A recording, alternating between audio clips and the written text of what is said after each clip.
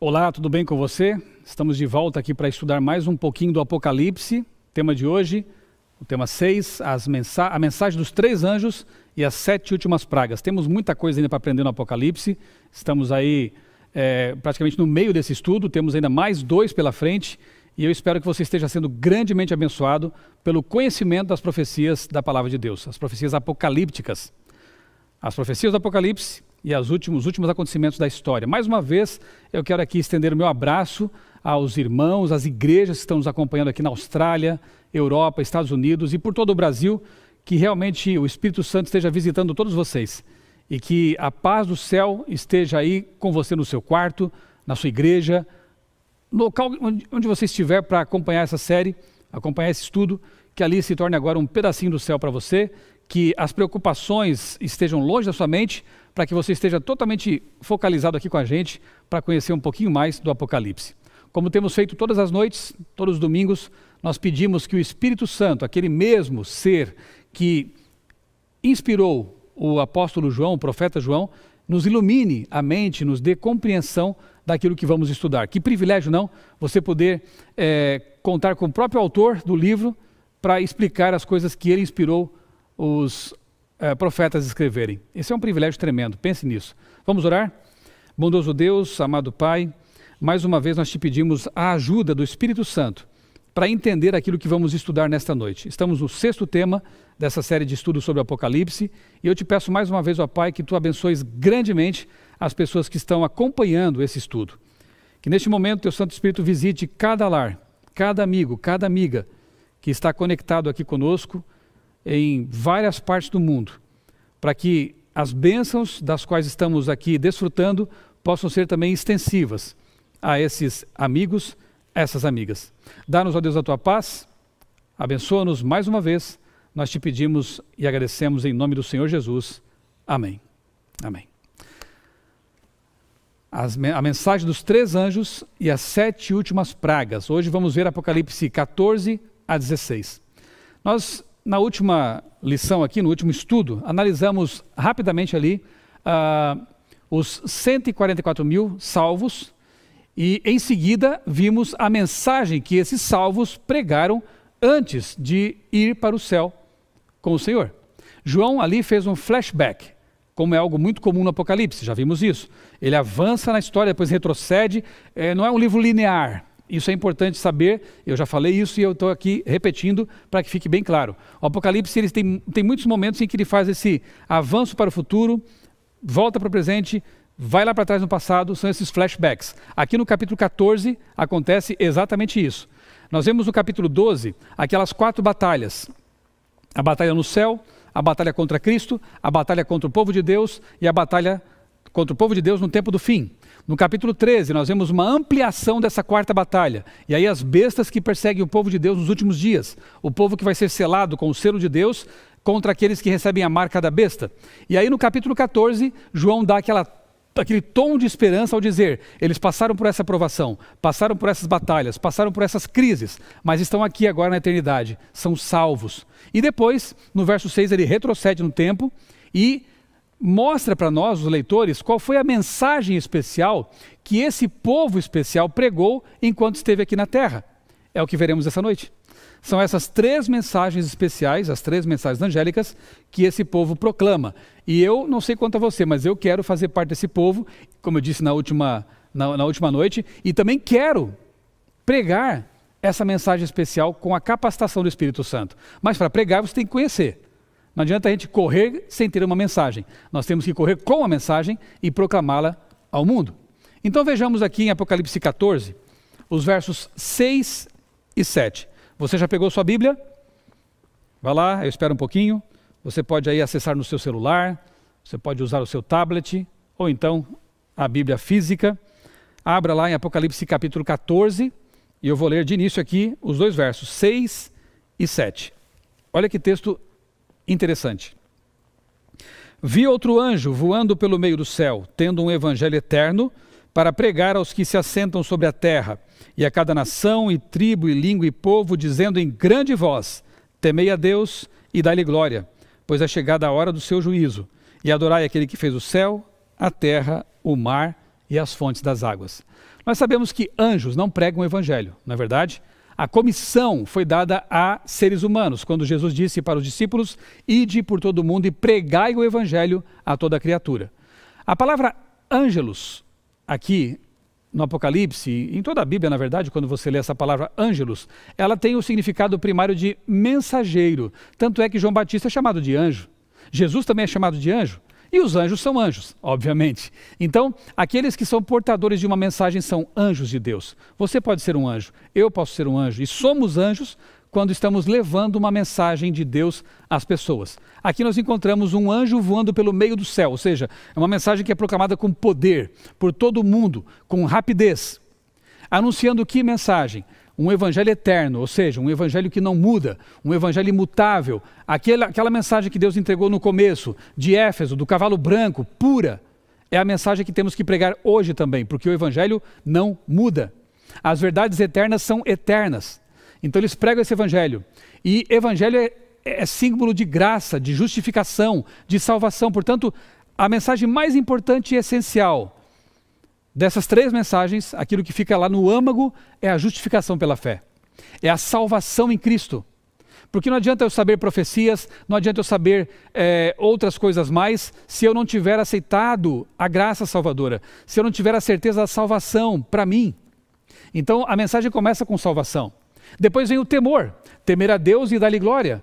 Isso quer dizer respeito, obediência. Deus não é o cara lá de cima, não, Ele é o Criador do universo. Ele é seu amigo, mas Ele é o Rei. Então nós temos que nos aproximar de Deus como nosso amigo, como nosso Pai, mas com respeito, com reverência. O convite que esses mensageiros fazem é para que as pessoas voltem a respeitar a Deus, voltem a saber que Ele é o Criador do universo, tanto é que é dito lá, né? Porque Ele fez os céus, a terra, o mar e as fontes das águas. Fala de um tempo de juízo. É vinda a hora do seu juízo. Se esse juízo acontece antes da volta de Cristo, portanto é um juízo pré-advento. Enquanto o evangelho eterno é pregado no mundo, enquanto essa mensagem é pregada, o juízo está se processando. É um juízo pré-advento. Tem mais. Jesus vem para dar o galardão quando o juízo termina. Então eles pregam sobre esse juízo, eles pregam sobre esse processo, né, que na Bíblia é apresentado em 3 etapas. Há um juízo pré-advento, um juízo durante o milênio, veremos isso na última noite, não perca, o juízo durante o milênio e o juízo final de execução mesmo, quando Satanás, as bestas, o mal, o pecado, enfim, serão destruídos.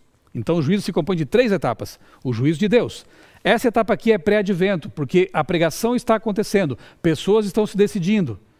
E uma coisa que fica muito clara em Apocalipse 22:11, 1 Tessalonicenses 4:16-17, é que não haverá segunda chance. Não caia nessa mentira satânica. Alguns filmes, algumas séries, alguns livros tentam fazer as pessoas acreditar que haverá uma segunda chance após a volta de Jesus. Infelizmente isso é diabólico. A Bíblia diz claramente, hoje é o dia da salvação. Lá em Coríntios. Então nós temos que aproveitar esse momento. Não haverá segunda chance, não. Nós vamos estudar ainda sobre o milênio bíblico. Satanás ficará preso aqui na terra, não haverá ser humano mais aqui durante esse tempo de 1000 anos. Mas as ideias que rolam por aí, esses dogmas, essas heresias mesmo, dizem que um grupo é levado de forma secreta para o céu. É um arrebatamento secreto. Um grupo fica para trás, são os left behind, os deixados para trás. E esse grupo que fica para trás teria uma segunda chance. Então muita gente baixa a guarda e fica assim pensando, ora, eu vou aproveitar esse mundão e na segunda chance eu me preparo para a volta de Jesus. Isso não é justo. Isso é brincar com a salvação. Isso é postergar uma coisa que tem que ser feita hoje. E isso também é um tipo de ingratidão com o nosso Deus. Porque Ele morreu na cruz para nos salvar. Porque Ele sofreu muito para que pudéssemos ter a salvação. E a salvação é agora. Por que deixar para amanhã uma maravilha que você pode desfrutar nesse momento? É agora. A Bíblia fala de urgência. Aquele texto lá de 1 Tessalonicenses 4:16-17 é muito claro em dizer que o arrebatamento, além de não ser secreto, ele acontece na volta de Jesus. O texto diz, os mortos vão ser ressuscitados por ocasião da última trombeta, a volta de Cristo. Depois nós, os que ficarmos vivos, seremos arrebatados juntamente com eles. Ninguém vai na frente de ninguém. Os que ressuscitam dos mortos, os salvos, claro, e os vivos que são transformados, glorificados, como Paulo explica em 1 Coríntios capítulo 15, né? Ganham um corpo glorioso, se unem como sendo um grupo só, né? Os salvos. E juntos sobem para o céu para encontrar Jesus e habitar na santa cidade por 1000 anos. Essa é a verdade bíblica. Não há arrebatamento secreto. O arrebatamento é visível por ocasião da volta de Jesus, não antes nem depois. Não caia nessa mentira satânica de que há uma segunda chance, de que há uma chance posterior à volta de Jesus. Não há.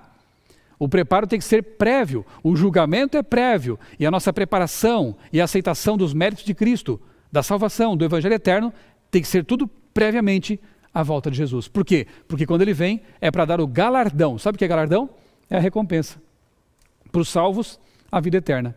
Para os ímpios, infelizmente, a morte eterna, que vai ser concluída no fim do milênio. O que você escolhe? O que você prefere? Eu prefiro estar preparado todos os dias com o meu Senhor Jesus Cristo, porque viver com Ele é muito melhor, é maravilhoso. Nada nesse mundo se compara com a vida ao lado do Senhor Jesus. E não se esqueça, nós já vimos isso, os 144.000 seguem o Cordeiro para onde quer que ele vá. Esse é o Espírito, essa é a ideia, andar com Jesus o tempo todo. Na verdade, o céu vai ser uma extensão do que fizemos aqui na terra. Lá no céu você estará diante do Cordeiro. Aqui na terra você viveu com o Cordeiro, Jesus Cristo, por meio da fé, da Bíblia, da oração, do testemunho cristão, andou com Ele e continuará andando com Ele. Apocalipse 14:7 é uma citação direta de Êxodo 20:11. Quem diz isso é o Greek New Testament, é um dicionário de grego do Novo Testamento, na página 863. Olha que interessante. Então esse dicionário bíblico está dizendo que João, ele fez uma espécie de copy-paste, sabe? Copiou e colou uma frase que vem lá de Êxodo capítulo 20, verso 11. O que diz lá? Antes do verso 11 diz: lembra-te do sábado para o santificar. 6 dias trabalharás e farás toda a tua obra, mas o 7º dia é o sábado do Senhor teu Deus. Não fará nenhuma obra nem tu, nem teu filho, nem tua filha, enfim. E depois diz assim: porque em 6 dias fez o Senhor os céus, a terra, o mar e tudo o que neles há. Aqui João diz: adorem a Deus. Que Deus? Aquele que fez os céus, a terra, o mar e as fontes das águas. Fontes das águas até faz uma referência ao dilúvio. O Deus que criou a vida na terra. O Deus que trouxe um dilúvio para fazer uma limpeza, uma segunda chance, um reset neste mundo. Esse é o Deus que tem que ser adorado. Portanto, aqui nós encontramos um texto que é eminentemente criacionista. Faz parte das 3 mensagens angélicas a pregação criacionista, de que há um Deus poderoso, todo-poderoso, um Deus que salva, mas também que vai intervir, que vai trazer juízos, que vai recriar o mundo. E ele vai recriar porque ele já criou uma vez. Se você não crê que Deus criou o mundo, se você não crê que Deus criou a vida em 6 dias literais de 24 horas, como você vai crer que um dia esse mesmo Deus vai recriar a terra em pouco tempo? Então, Gênesis se conecta com Apocalipse. E aqui nós temos uma mensagem de poder, uma mensagem criacionista. Uma mensagem que aponta para o Deus Criador. Não é à toa que Satanás tem usado durante muito tempo com força o evolucionismo para tirar da mente das pessoas essa verdade central de que Deus é o Criador. E que como Ele é Criador, Ele vai ser recriador também. O diabo quer afastar da mente das pessoas essa verdade, mas esse povo especial que João viu lá no céu, salvo já, durante o tempo que esteve na terra, proclamou essa verdade essencial, criacionista, de salvação, de graça, de um evangelho imutável. Avancemos. Segunda mensagem angélica. Vamos ver aqui o verso 8 do capítulo 14 agora. São 3, lembram? 3 mensagens angélicas, de anjos simbólicos que representam um povo que está pregando uma verdade essencial para este tempo. A autora inspirada Ellen White diz que nada deve ser mais importante para a Igreja de Deus nesses tempos do que a pregação das 3 mensagens angélicas. A igreja tem várias frentes de atuação. Deve cuidar dos pobres, deve cuidar dos oprimidos, deve fazer campanhas como Quebrando o Silêncio, doação de cestas básicas. Tudo isso faz parte do pacote de ações que nós recebemos como incumbência do Senhor Jesus. Porque Ele pede, especialmente em Mateus 25, que nós façamos essas obras. Porém, elas não devem ser um substituto para a coisa mais importante que deve nos ocupar. Senão a igreja vira apenas uma espécie de cruz vermelha, de agência humanitária. Nós somos muito mais que isso. A igreja deve proclamar as mensagens essenciais para esse tempo. É como diz lá o livro Beneficência Social, de Ellen White. Jesus, ele se misturava com as pessoas. Ele conquistava a amizade delas, conquistava o coração das pessoas. Ele alimentava as pessoas, ele ensinava, ele curava. E depois dizia, segue-me. Tem muita gente esquecendo do segue-me. Muita gente fazendo a primeira parte, que é bonita, que é importante, que parte de um coração simplesmente porque ele ama. Um coração que ama vai fazer o bem. Mas se nós só fizermos essa parte e esquecermos do segue-me, isso não é pregação do Evangelho.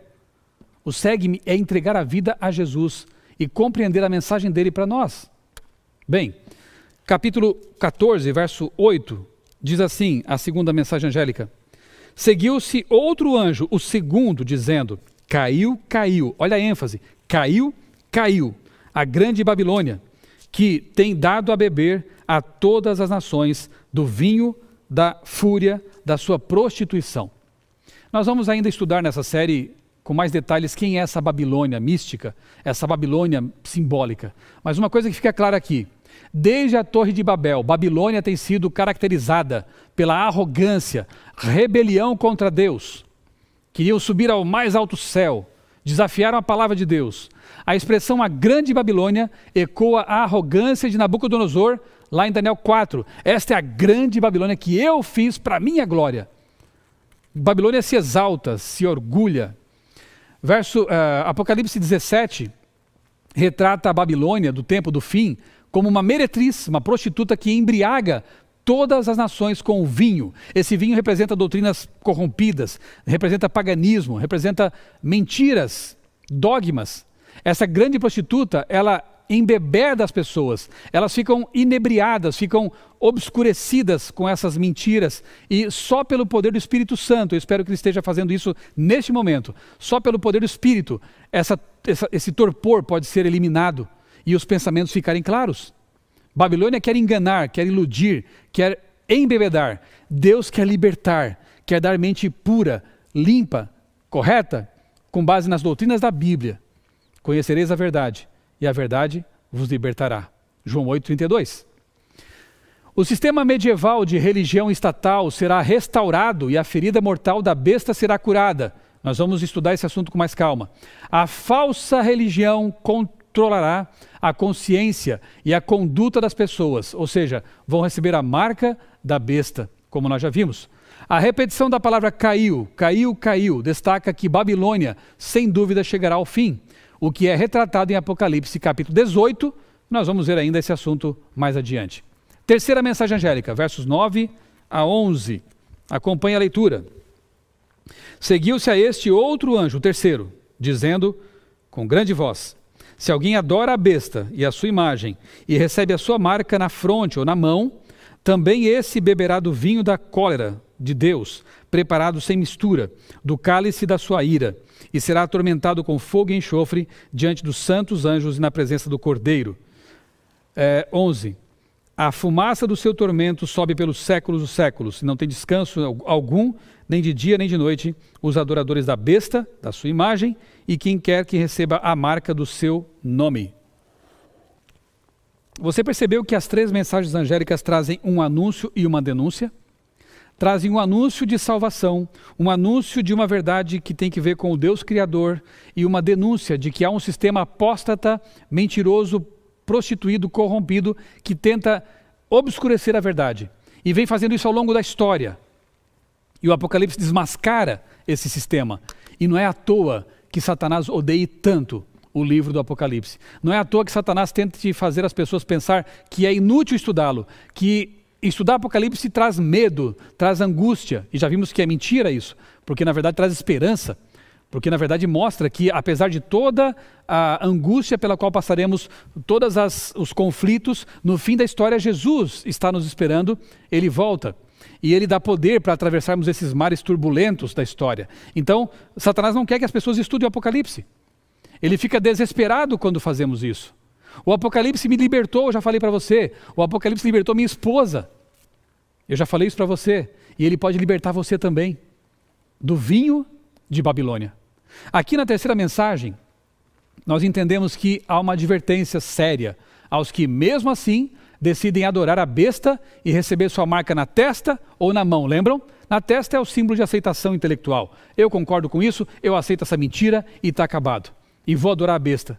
Mas a mão representa conveniências humanas, trabalho.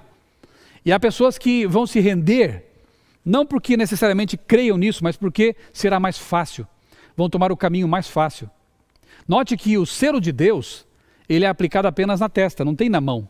Porque ou você aceita o selo de Deus intelectualmente, ou você o rejeita. Não tem meio termo. Não dá para servir dois senhores, afinal de contas. Então, uma advertência pesada aqui. E quando Deus usa a linguagem pesada, nós já vimos isso, é porque Ele está desesperadamente desejoso de salvar. E Ele diz, filho, acorda. O que vai acontecer com Babilônia é terrível, e eu não quero que você participe disso. Mas, beber o vinho não diluído da ira de Deus, representa sofrer as 7 últimas pragas. Durante a história, e nós também vimos nas trombetas, por exemplo, os juízos são misturados com misericórdia. Não foram tão amplos, mas aqui é diferente. Aqui o vinho é sem mistura, não é diluído. É puro, é pesado, é embriagante. As 7 últimas pragas serão derramadas sem misericórdia. É o juízo final de Deus sobre a humanidade. É a punição pelo pecado. Algumas pessoas podem pensar assim, mas isso é muito duro. Deus aqui está sendo muito pesado. Sabe, queridos, semana passada eu li uma notícia que me deixou com o estômago embrulhado, angustiado. E mais uma vez consciente de que a humanidade pode ser muito má sem Deus. A polícia encontrou num apartamento, num apartamento, aqui em São Paulo, não me lembro o bairro e não vem ao caso, uma criança presa num latão de metal. Tinha um buraco em cima, ela estava ali presa, uma criança de 11 anos. Eu tenho um filho de 10 anos, isso me comoveu demais. Eu chorei lendo essa notícia. A criança estava magérrima, pele e ossos, porque os padrastos não alimentavam. Deixava ela presa ali porque ela tinha problemas de hiperatividade e não queriam se incomodar com isso. Uma denúncia anônima fez a polícia ir até lá, prender em flagrante os padrastos. E o policial, numa entrevista, disse, olha, nós somos treinados para enfrentar situações extremamente desgastantes, emocionalmente falando. Mas uma coisa dessas, não tem quem não suporte, que segure as lágrimas. O policial estava chorando. Eles pegaram aquele garotinho, desidratado, faminto. No Réveillon ele conseguiu ver os fogos por um buraco nos tijolos. Telha de brasilite, ele sofrendo ali com 30 graus de calor. Chegou a comer fezes de tanta fome que estava sentindo. Aí você me diz que Deus é terrível? Que Deus está sendo duro demais com essa humanidade? Eu te digo, as pessoas que se entregam ao mal, elas terão que dar contas a Deus. Satanás, acima de tudo, porque é o instigador disso, terá que ser punido. E Deus vai puni-lo. Deus não vai desculpar os pecados não confessados. Neste momento, a solução, para aquelas pessoas mesmo que foram presas, pode haver perdão para eles? Pode. A graça de Deus é abarcante. Mas é preciso arrepender-se. É preciso confessar os pecados. Mas é preciso entender que esse mundo é mau. E já deu para este mundo. É preciso que Deus venha, intervenha e restaure todas as coisas. E salve aqueles que aceitarem o plano de salvação. Fogo e enxofre. Juízo. Fogo e enxofre eternos. Vem do Antigo Testamento esse conceito. Edom, em Isaías 34:10, e Sodoma e Gomorra em Judas 7. Isso aqui é interessante entendermos, porque aqui dá a impressão de que o fogo e o enxofre serão eternos, de que o inferno durará para sempre, mas na verdade, a Bíblia, como eu já disse e repito, ela ensina o aniquilacionismo. Os ímpios se farão pó, cinzas, debaixo dos pés dos salvos. Ali em Judas 7 é dito que Sodoma e Gomorra sofreram a pena do fogo eterno. Pergunta a você, estão queimando até hoje? Não. Naquela planície lá onde estavam Sodoma e Gomorra só tem pó. Só tem pedras, não existe mais nada. O fogo é eterno nas consequências dele. Quem morre ali não volta mais, eternamente perdido. Edom também sofreu o fogo eterno, lá em Isaías 34, mas onde está o fogo que queima até hoje? Não há mais. Aquilo lá foi devastado. Assim também o fogo eterno que o Apocalipse mostra, não é eterno em duração, porque Deus não seria assim tão injusto a ponto de condenar por bilhões de anos pessoas que pecaram por 30, 40, 50 anos. Nem os seres humanos fazem isso. A nossa pena mais elevada é a pena capital, a pena de morte ou prisão perpétua. e nos damos por satisfeitos com essa pena. Deus vai condenar por bilhões e bilhões de anos pessoas no inferno a arder eternamente? Não faz sentido, não se ajusta com o caráter de Deus. Essa ideia é pagã também, essa ideia do Tártaros, né, do inferno de fogo eterno. É eterno nas consequências, não na duração. Até porque Apocalipse 21, nós vamos estudar esse capítulo ainda, ali é dito que Deus enxugará dos olhos toda lágrima, não haverá mais morte, nem dor, nem pranto, nem clamor. Se houvesse um inferno debaixo dos pés dos salvos, primeiro que seria triste demais saber que eu estou na glória, desfrutando da cidade santa, e debaixo de mim poderia estar um parente queimando. Quem seria tão sádico a esse ponto? Mas na eternidade não haverá mais choro, clamor, nem dor. Então não pode haver um local onde pessoas estejam chorando, clamando e sentindo dor. Repito, o fogo é eterno, porque dali ninguém mais volta. Depois que o combustível for consumido, não tem mais volta. Não em duração, mas em consequências. Os santos do tempo do fim. Quem são aqueles que vão vencer a besta, vencer o dragão, não vão participar das pragas? Nós já vimos isso, Apocalipse 14, 12, 17. Aqui está a paciência dos santos, os que guardam os mandamentos de Deus e têm o testemunho de Jesus. E no 12, aqui está o remanescente, aqueles que restaram da mulher, da história da igreja ao longo da história toda, aqueles que são fiéis aos mandamentos de Deus e têm a fé de Jesus. Se você quer participar desse povo, se você quer fazer parte desse povo, você precisa ser fiel a Deus. Você precisa reconhecer que Ele é o Deus Criador do universo, temê-lo, respeitá-lo e amá-lo. Assim você estará protegido dessas pragas, dessas coisas ruins que vão acontecer. E Deus usa uma linguagem pesada justamente para que a gente acorde do nosso torpor espiritual. Um detalhe interessante é que a escritora inspirada Ellen White, no livro Conselhos sobre Regime Alimentar, diz o seguinte ali: a reforma de saúde, foi-me mostrado, é parte da terceira mensagem angélica e está com ela tão intimamente ligada, relacionada, como o braço e a mão com o corpo humano. O povo de Deus não está preparado para o alto clamor da terceira mensagem angélica. O lascivo apetite torna homens e mulheres escravos, obscurecendo-lhes o intelecto e diminuindo-lhes a sensibilidade moral, a tal ponto que as sagradas verdades, elevadas verdades da Escritura, da Palavra de Deus, não são apreciadas. Se o vinho de Babilônia, ele inebria, ele obscurece o pensamento, nós precisamos fazer alguma coisa para reverter esse processo. E Ellen White diz que essa mensagem de saúde, essa reforma de saúde, ela está relacionada de alguma forma às três mensagens angélicas, no sentido de nos purificar o pensamento, de nos ajudar a ter um pensamento mais claro, de ter também saúde física, espiritual, moral, para enfrentar esses últimos enganos. Olha que interessante, lá, quando eu estava escrevendo um livro sobre saúde emocional, já vou mostrar a capa para vocês, um dos livros que eu li, dos muitos livros que eu li, foi esse aí, Corpo Ativo, Mente Desperta, de autores que são, inclusive, ligados à Universidade de Harvard. Ali a comparação é bem interessante que eles fazem, uma coisa muito óbvia, mas bem interessante, são cientistas.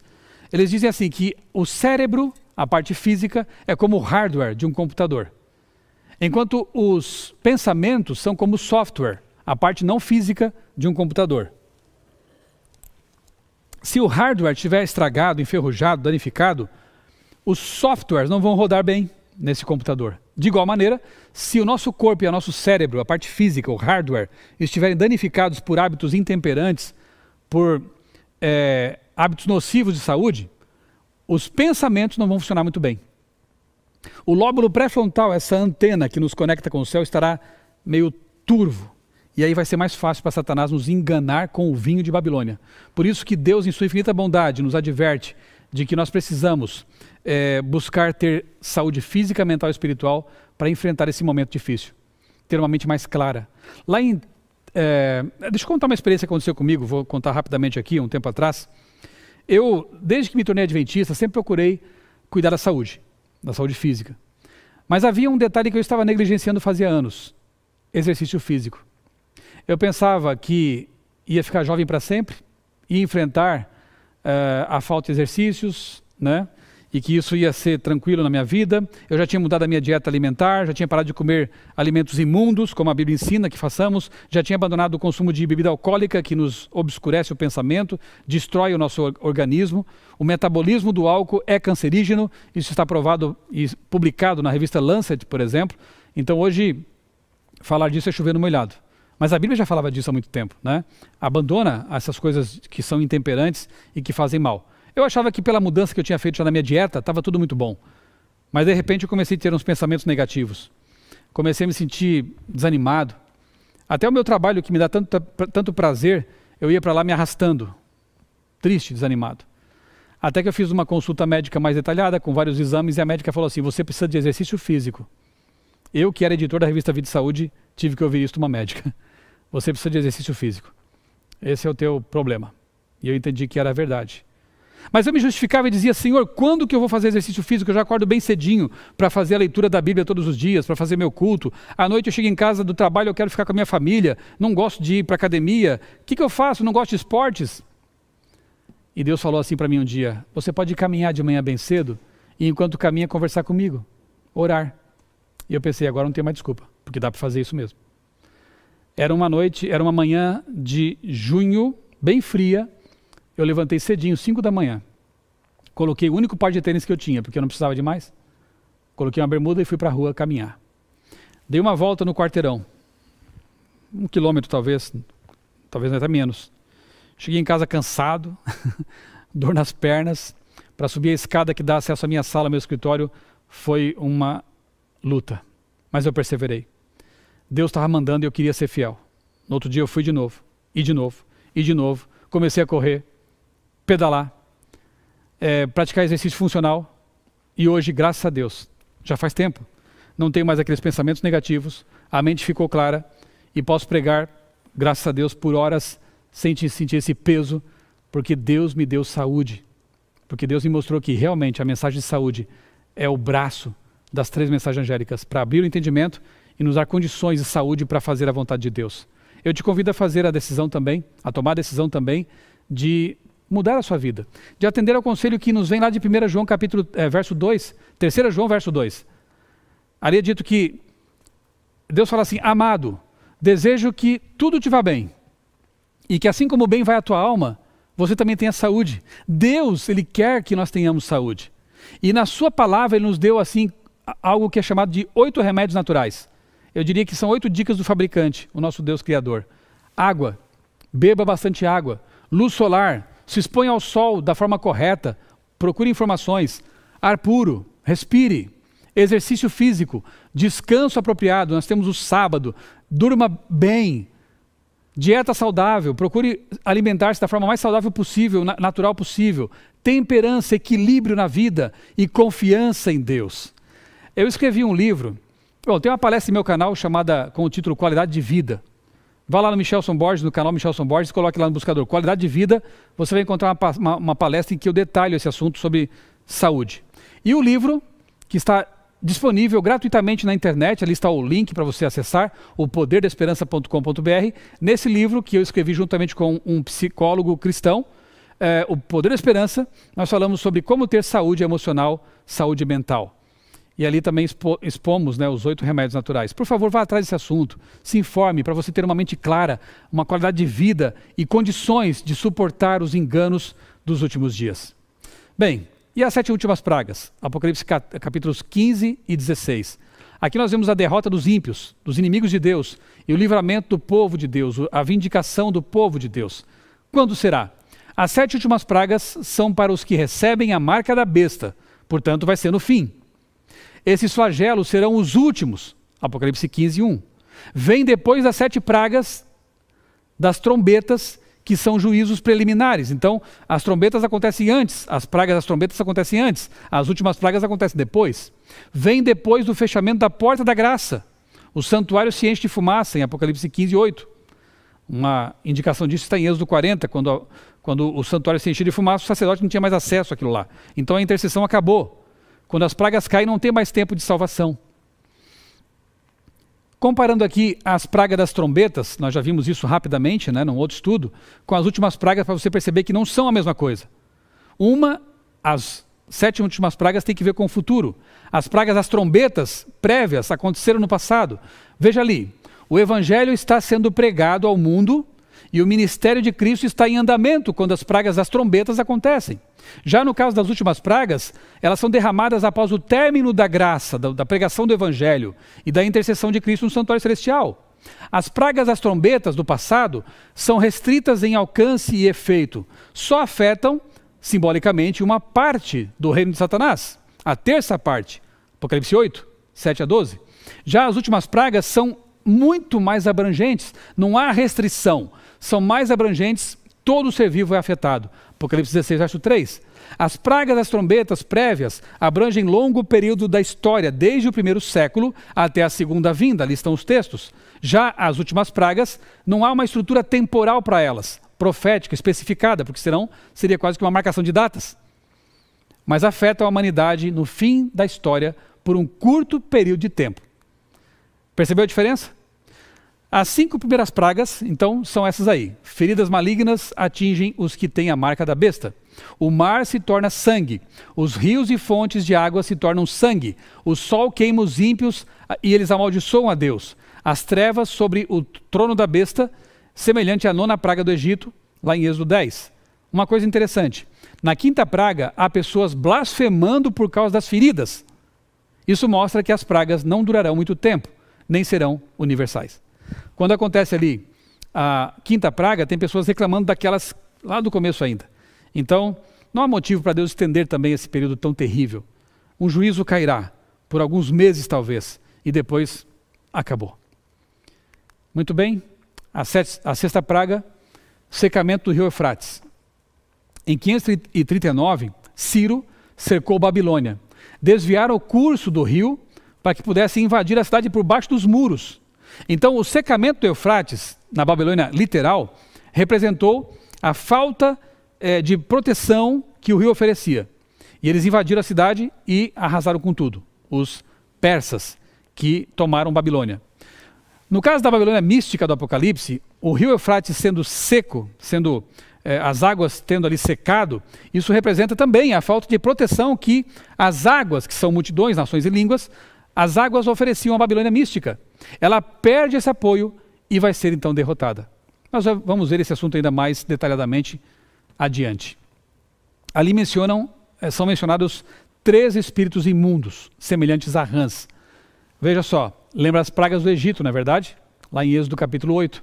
Foi a última praga que os magos de Faraó conseguiram imitar, com feitiçaria, com satanismo. Assim, os demônios semelhantes a rãs da 6ª praga consistem na última tentativa satânica de falsificar a obra de Deus. São a contrafação das 3 mensagens angélicas. 3 mensagens angélicas, 3 espíritos imundos semelhantes a rãs, tentando imitar, tentando contrafazer aquilo que Deus anunciou. E então chegamos ao Armagedon. Ranko Stefanovic diz: não se trata de uma batalha militar travada no Oriente Médio. Em vez disso, é uma batalha espiritual entre Cristo e seus seguidores e as forças das trevas. Uma guerra pela mente das pessoas. Seu resultado será semelhante ao do conflito no Carmelo, isto é, o triunfo final de Deus sobre as forças das trevas. Lembra do Carmelo? Quando o profeta Elias enfrentou lá os sacerdotes, os falsos profetas, de Baal. Então, o Monte de Megido, Megido era uma cidade localizada ali ao pé da Cordilheira do Carmelo. Por isso, Armagido, é o Monte de Megido, ok? A referência direta é aquela batalha. Então, nos últimos dias haverá uma batalha também pela adoração verdadeira. Haverá os pregadores da verdade e os falsos pregadores. E nós ficaremos de que lado nessa batalha espiritual? O palco é a mente. A escolha fazemos agora. Armagedon vem. Nós escolhemos adorar a Deus verdadeiro, o Deus que desceu fogo no altar, ou vamos ficar com os profetas de Baal, das falsas crenças, falsos deuses, da idolatria, da prostituição espiritual. A escolha, como sempre, é nossa. E a 7ª praga, Apocalipse 16, 17 e 21. O 7º anjo derramou a sua taça no ar, e do santuário saiu uma forte voz que vinha do trono, dizendo: está feito. Caíram sobre os homens, vindas do céu, enormes pedras de granizo, de cerca de 35 quilos cada. Eles blasfemaram contra Deus por causa do granizo, pois a praga era terrível. Portanto, mesmo assim, não se arrependeram. Essa praga mostra que realmente a obstinação deles era muito grande e eles não quiseram saber de reconhecer o Deus Todo-Poderoso. Nos últimos dias não haverá um terceiro grupo, haverá apenas dois, os salvos e os perdidos. Tem uma história que dizem que quem está em cima do muro já escolheu o seu lado, porque Satanás é o dono do muro. Então meu pedido para você nessa noite é que, por favor, você se decida por Jesus. Por favor, que você tome a decisão firme, certa, de estar do lado daqueles que obedecem a Deus, guardam os seus mandamentos, para que as pragas não caiam sobre você. Repito, quando Deus usa uma linguagem pesada, Ele quer nos advertir, Ele quer nos salvar. Certa vez uma mulher viu seu marido dormindo na canoa. Ele estava pescando e pegou no sono. E a canoa se soltou da árvore na qual estava amarrada. E estava se dirigindo para uma cachoeira, para um precipício. E essa mulher gritava: querido, acorde, você vai morrer. Acorde, levante. E ele não acordava, estava em sono profundo. O que ela fez? O que ela podia fazer? Ela começou a pegar pedaços de pau e pedras e começou a jogar no marido, na canoa. Alguém podia pensar, mas vai machucá-lo. Ora, mas se não machucá-lo, ele não vai acordar e vai morrer no precipício. Vai morrer naquela cachoeira. Vai cair lá naquele buraco. Muitas vezes, pela nossa falta de atenção às mensagens de Deus, muitas vezes porque nós desconsideramos os apelos de Deus, talvez essa noite esteja Deus apelando ao seu coração. Ele é obrigado, numa má comparação que eu faço agora, a jogar algumas pedras. Deus não faz isso. Ele simplesmente, como um bom cavalheiro, ele diz: você não quer saber de mim, eu recolho a minha graça, não a minha graça, mas a minha proteção. Você não quer. Deus é cavalheiro, ele não força. E quando Deus se afasta, as serpentes do deserto vêm e picam as pessoas. E quando as pessoas não querem saber de Deus, Ele, como eu disse, como cavalheiro que é, se afasta, elas acabam colhendo as consequências de suas escolhas erradas. Então Deus acaba, entre aspas, jogando algumas pedras para que nós possamos acordar. Algumas podem até nos atingir, podem até trazer alguma dor, mas se for para salvar, que assim seja. Mas, por favor, querido, minha querida, não espere por esse momento. Deus está sussurrando nessa noite. Deus está convidando você essa noite. Apocalipse 3:20, eu estou na porta batendo. Abra, para que eu possa entrar em sua casa e cear com você. Haverá coisas terríveis nesse mundo, sim, até o fim. Mas a promessa de Deus é que Ele estará com o seu povo. Ele vai proteger o seu povo. O povo de Deus não vai passar pelas pragas, não vai sofrer pragas. Enquanto alguns abrirão a torneira e sairá sangue como de morto, o povo de Deus abre a torneira e sai água. Ele quer proteger você. Ele quer guardar você. E você pode aceitar esse convite de Deus? Aceite. Com certeza você vai ser mais feliz durante o processo e vai garantir a sua salvação. Que você possa ter compreendido essas 3 mensagens angélicas e entendido que elas significam graça e restauração. Que elas significam um convite à adoração ao Deus verdadeiro. Nós vamos orar a esse Deus nesse momento. Feche os olhos. Pai eterno, muito obrigado porque na Tua palavra encontramos advertências. Encontramos um convite especial que vem de Ti. E nós te pedimos, ó Deus, que nós tomemos, nos ajudes a tomar a decisão certa. Que nós possamos realmente fazer parte desse povo que está aguardando e pregando essas mensagens especiais para o mundo. Que nós atendamos ao convite e que nós preguemos essa mensagem para que outros possam conhecer também a esperança que há em Cristo Jesus. Bondoso Deus, dá-nos a Tua paz e toca o coração de todas as pessoas que estão nos acompanhando nesta série do Apocalipse. É o que eu te peço, agradecido, em nome de Jesus. Amém.